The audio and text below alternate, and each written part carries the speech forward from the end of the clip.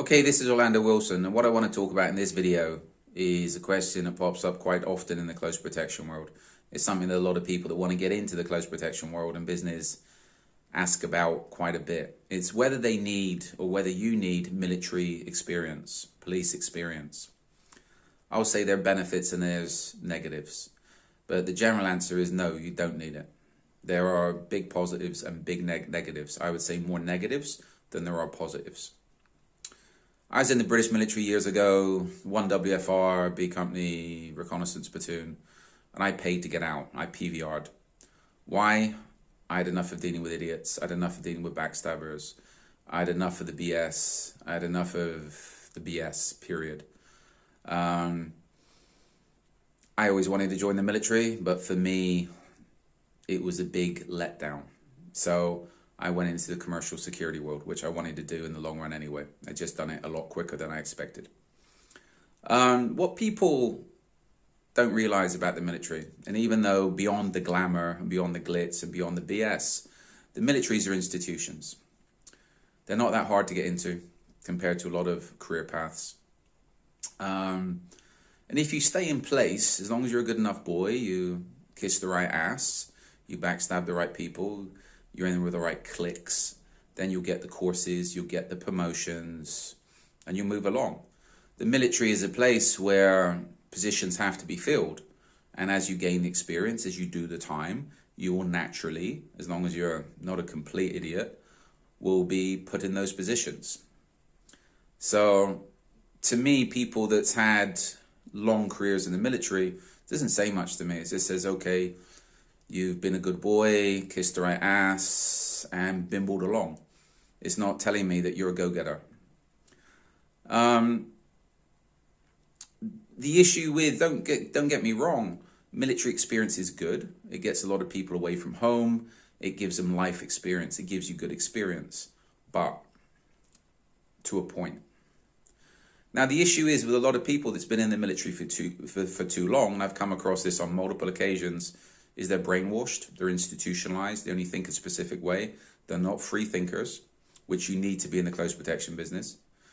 And again, a lot of them are lazy, because once they get to a certain rank, I would say sergeant and above, they're used to giving orders. They're not used to being told what to do. They're used to telling people what to do. They're not used to being questioned. And again, a lot of them can be very lazy because they've not had to work that hard for a long time, especially senior NCOs, etc. So you put them into an environment where, okay, go stand by that door for 8 hours, go do this, go do that, and they can't do it. It's below them. I remember one job in London, somebody tried to, ex-Scots Guards senior NCO tried to screw me over on one job I was doing in London. Wanted me kicked off the team because he wanted a full-time position on the team, which I had. And his complaint to the team leader was, okay, I've only done a few years in the military. I've done 5 years, where he'd done his whole career, so he knew more than me. At that point, I must have been 27. Yeah, I'd done 5 years in the military. I'd also worked in a few other countries, armed and unarmed. Close protection-wise, I had far more experience than he did. Luckily for me, this wasn't a cliquey job. By cliquey job, I mean it wasn't specific military guys all sticking together. The team leader was ex-British Army, but he'd done time in Rhodesia. So he's Rhodesian military as well. He'd been around, etc. So I think then his perspective of career soldiers that sat on their ass in the military for however long just to get rank and a pension was the same as mine is now, which isn't much. So that worked out for me because I kept the job and the other guy just made himself look like a rat. And I don't think he would... He lasted long in the commercial world because he was a rat, period, and people soon click onto that. So this is where I'm very wary of people that's been in the military for too long. Very wary. I've met some very, very good people, some very, very motivated people, but they're the minority, not the majority. Now, it also comes down to what people actually did in the military. Just because you were in the military, you were in Iraq, Afghan, Ireland, wherever, what did you do? One of the big jokes in Northern Ireland, which I think was a joke, was everybody got the same medal. So you could do 2 years as an infantryman. I done 22 months. or you could be a clerk in some nice cushy office somewhere for a couple of months, and we all got the same medal. We done the same job. So just because you've been in the military, what did you actually do? I know some people that's promoting themselves as high-speed, intelligent operators, etc., that all they were clerks. They sat in an office shuffling papers around. They weren't out source handling. They weren't out dodging bullets.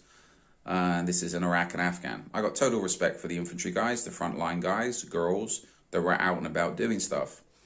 If you were on a forward operational base, being a clerk, okay, be honest. You were a clerk. Respect. Be honest.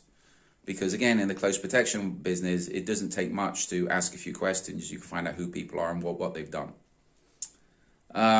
So this is where I find out what people actually did in the military. There's a big difference between those that actually were out there sweating and bleeding and those that sat on their ass photocopying and making coffee, right? So I'm a little bit negative towards career soldiers. And I'll say not professional soldiers, career soldiers. To me, there's a difference. A professional soldier goes out and looks to do the job. A career soldier, as I said, sits on his ass in one military and aims to collect a pension. Now, I'm sure people are asking, if you don't have a military background, what's a good background to have? What I see, some of the best guys I've come across, and this is for commercial close protection within Europe, US, are those that come from fighter backgrounds. I don't mean martial arts backgrounds, I mean fighters. Be it kickboxers, be it boxers, be it MMA guys, etc. I know a few guys, they done some time in the military. They then went on to, I wouldn't say fighting careers. They're not world champions, but they fight, they get in the ring, they get beaten up, they get punched. Excuse me. That to me is a good background. Why? Because it teaches discipline. Unlike the military, you have to get up every morning, do your road work, go to the gym. You have to train for yourself. That's self-discipline. There's self-starters to start with. The other thing as well, I could talk more about this, but I'll cut this short. If you get into a ring with somebody, if you get into a ring more than once, or if you go out and get into confrontations more than once, I'll use a ring as an example. If you get into a ring with somebody, that other person you're getting into the ring with is their aim is to beat the crap out of you. No amount of ass kissing, no amount of backstabbing is going to save you getting the crap beaten out of you. And this is where I think from a fighter's perspective, you're going to get punched in the head. It's going to hurt. And if you keep going back, okay, I respect that.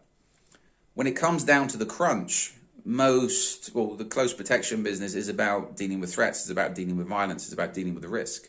And I know a lot of CP guys that think they're high and mighty and they only work 5-star and all the rest of it. I think if they got slapped, they'd be crying their eyes out for for the foreseeable future. Most probably crying PTSD or some BS. So again, back to what this video is about, is having a military background essential? No, it can help in some extents. It can help, I would say, if you go and do a couple of years, get out and then get into the commercial world, and you prove you can stand on your own 2 feet, you prove you can pay your bills, you prove you can earn a living, you prove that you can function outside of a military organization. Okay, good. But is it something I'd look at as essential? Definitely not. So that's my opinion on the military and close protection. It helps, but it's not essential. I know some very good guys out there working in some very, very, very shady environments with some DJs, and they're putting themselves, if they're having fun. But are they putting themselves at risk on a weekly basis? Yeah, a lot. But they like it, and they're good at what they do. And none of them have been in the military, but I'm sure if anybody messed with them or their clients, they'd be unconscious pretty quickly. So I hope this answers a few questions.